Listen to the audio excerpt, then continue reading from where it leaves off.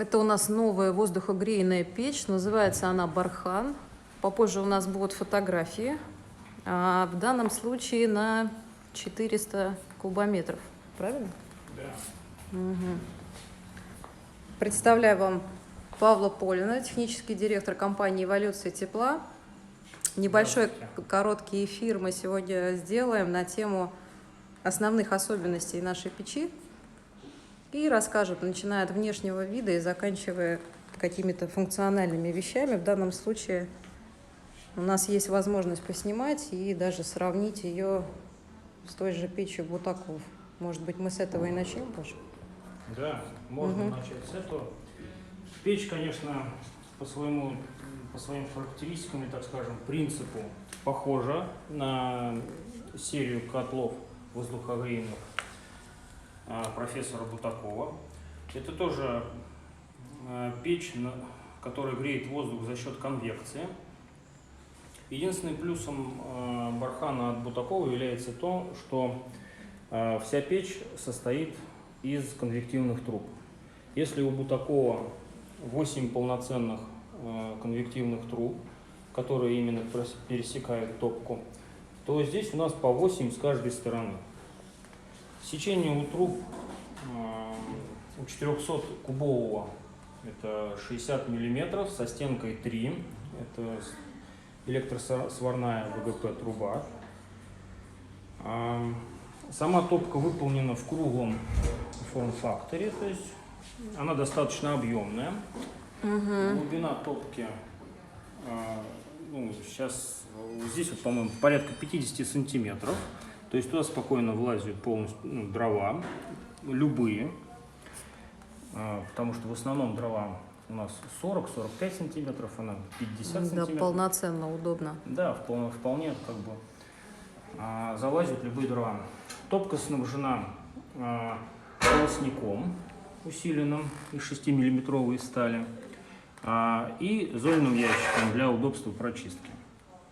То есть мы для удобства самих клиентов решили расположить именно колосник и зольный ящик, потому что если бесколосниковые, подовые такие металлические печи, то возникают проблемы именно с прочисткой самих печей. Что можно еще сказать? Стекло на 400-м бархане у нас 345 мм диаметром. Практически, как вы видите, оно работает во всю топку. Стекло имеет систему поддува от запотевания и закапчивания. То есть здесь есть определенный контур дополнительный, который по передней стенке располагается, через который идет поддув, соответственно, горение от стекла. Сама топка также снабжена у нас регулятором газгенераторного режима или верхнего горения, системой дожига. То есть вот у нас видно канал, сзади располагаются, который по топке, по рассекателю, и вот он вверху здесь. Здесь не сильно, но более-менее видно. Да, вот здесь вот они с отверстиями. Тем самым печь может работать как камин с красивым обзорным стеклом, так может работать и как печка длительного горения. То есть при необходимости человек может закрыть зольный ящик, открыть газогенератор, верхний поддув и перекрыть шибер. Соответственно, таким образом печка может проработать порядка 6-7 часов на одной закладке.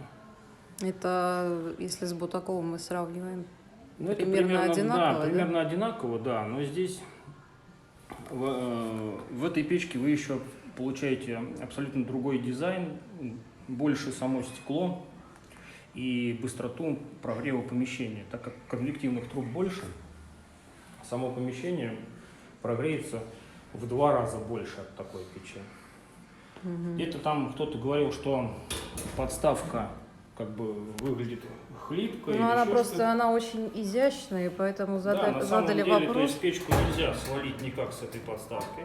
То есть подставка очень устойчивая.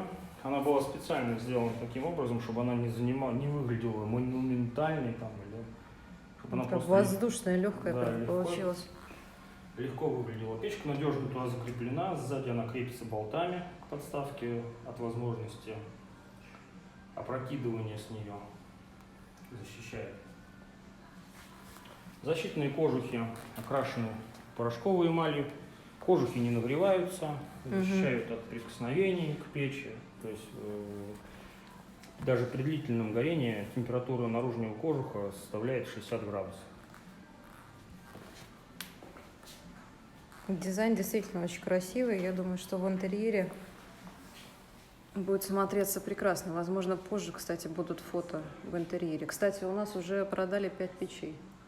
Вчера она вышла в продажу, и уже 5 печей продано. Так что я думаю, что это один из хитов будет, да, ближе к осени. Ну, Закупки уже лучше делать заранее. Хорошо.